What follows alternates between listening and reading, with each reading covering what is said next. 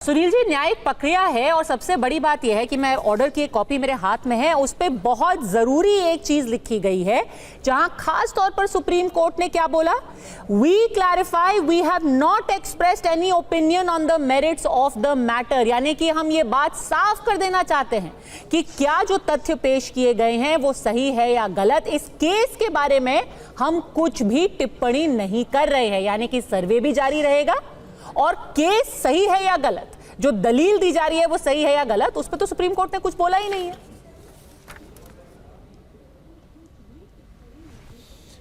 देखिए, सर्वे को लेकर के कोई आपत्ति नहीं है। माननीय न्यायालय ने जब कहा कि सर्वे होगा, तो जब पहले दिन सर्वे हुआ तो दोनों पक्ष थे, क्योंकि बीजेपी 19 तारीख को इस प्रदेश में कहीं न कहीं दंगा कराना चाहती थी। 20 तारीख को वोटिंग थी।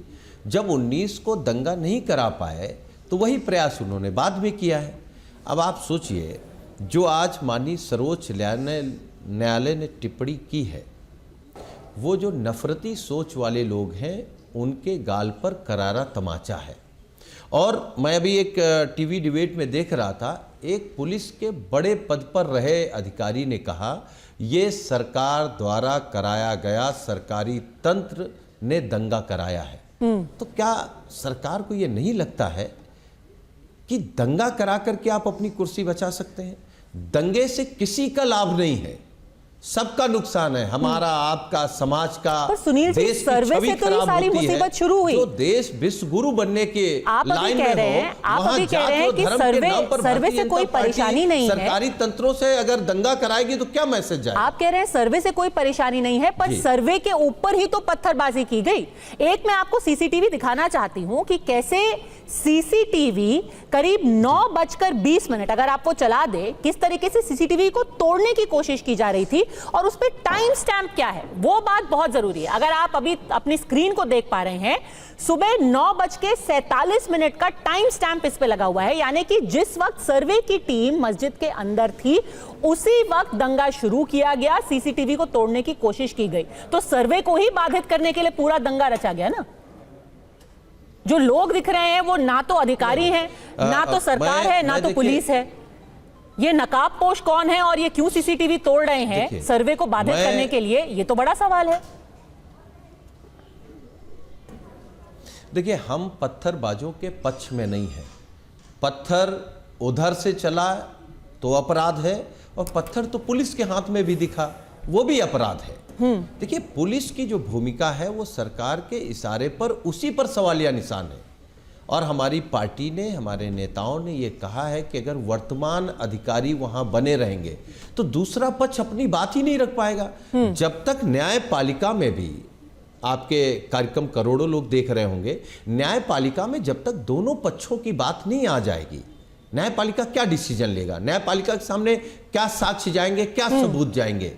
एक बात तो साफ हो गई है कि भारतीय जनता पार्टी जब सरकार से बाहर होती है तो सरकार में आने के लिए दंगा कराती है, और जब सरकार में बेईमानी बढ़ गई, भ्रष्टाचार बढ़ गया, बेरोजगारी बढ़ गई, दवाई पढ़ाई का इंतजाम नहीं है, तो अपनी सरकार को बचाए रखने के लिए ये सरकार द्वारा प्रायोजित दंगा है। ये पुलिस के बड़े अधिकारी कह रहे हैं। अगर हम लोग कहें तो ये आप कह सकती हैं कि तो आप विपक्ष के प्रवक्ता हैं, विपक्ष के कार्यकर्ता हैं, इसलिए सरकार पर आरोप लगा रहे हैं।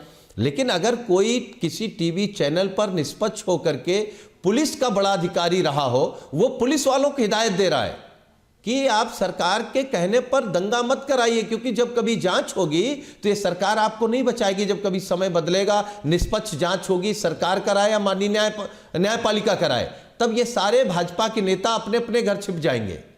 तो हम केवल ये कह रहे हैं, हम दंगे के पक्ष में नहीं, हम किसी के बचाव के पक्ष में नहीं है, लेकिन ये देश का दुर्भाग्य होगा, लोकतंत्र का दुर्भाग्य होगा। दंगे के पक्ष में दंगाइयों के साथ कोई खड़ा नहीं हुआ है, पर अधिकारी कैसे रह सकते हैं? देख करके भय खत्म होता है। अगर उस पुलिस को देख करके असुरक्षा की भावनाएं और डर लगे तो ये तो पुलिस के अधिकारियों को भी सोचना पड़ेगा। ठीक है, जांच कैसे होगी अगर अधिकारी और पुलिस वही रहेगा? देखिए पद्मजा जी, कैसे समाजवादी पार्टी इस समय अंतर विरोधों से जूझ रही है। समाजवादी पार्टी के प्रवक्ता सुनील साजन डिबेट में बैठ करके कह रहे हैं कि सर्वे को लेकर के हमारी कोई आपत्ति नहीं है, लेकिन इनकी पार्टी के बड़े नेता और मेरी जानकारी में मुख्य प्रवक्ता भी हैं प्रोफेसर रामगोपाल यादव, रामगोपाल यादव कह रहे हैं कि छोटे छोटे जज ऐसा निर्णय दे देते हैं जिसके कारण विरोध हो रहा है, यानी न्यायपालिका के आदेश के कारण विरोध हो रहा है और न्यायपालिका का जज छोटा जज है, उसको यह निर्णय देने का अधिकार नहीं होना चाहिए। इस तरह की मंशा के साथ बयान देने का काम रामगोपाल यादव कर रहे हैं। तो समाजवादी पार्टी का स्टैंड पहले क्या है, वो कोर्ट के फैसले से सहमत असहमत है या नहीं है, इसको लेकर के स्पष्टता रखें। और स्पष्ट तौर पर कह रहा हूं, जियाउर रहमान बर्क समाजवादी पार्टी के संभल के सांसद जुम्मे की नमाज के दिन जाकर के वहां तकरीरें करते हैं, लोगों को भड़काते हैं और उसके बाद इस दंगे की परिणति के रूप में अशांति फैलाने के लिए, अराजकता फैलाने के लिए वहां भीड़ निकल करके आती है। तो क्या जियाउर रहमान बर्क की जिम्मेदारी नहीं है? और जियाउर रहमान बर्क को बचाने के लिए समाजवादी पार्टी के मुखिया अखिलेश यादव मैदान में उतर आते हैं। एक बार भी समाजवादी पार्टी के मुंह से नहीं निकला कि इन जो पत्थरबाज है, जो अराजकता फैलाने वाले हैं, जो संविधान को ताक पर रखने का काम कर रहे हैं, जो न्यायपालिका की अवमानना करने का काम कर रहे हैं, उनके खिलाफ रासुका के तहत कार्रवाई होनी चाहिए। पूछे सुनील साजन से, क्या इनके खिलाफ रासुका लगनी चाहिए कि नहीं लगनी चाहिए?